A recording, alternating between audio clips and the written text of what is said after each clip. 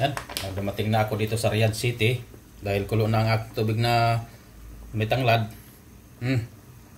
Magsigang ako ngayon at namiss ko nang maghigop ng sabaw, diba? Yan, diba?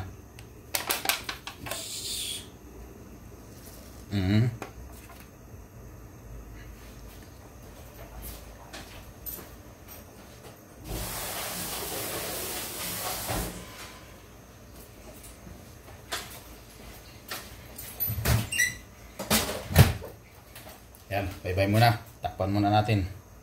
A few moments later. Ayan na guys, kulong-kulo na. Atin tikman ang ating sabaw. Ating sinigang na isda.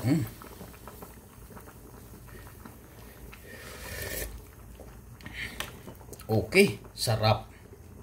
Oh, thank you God. Nakahigap din ng sabaw. Ayan, luto na. Maraming salamat. At bitsin na natin konti.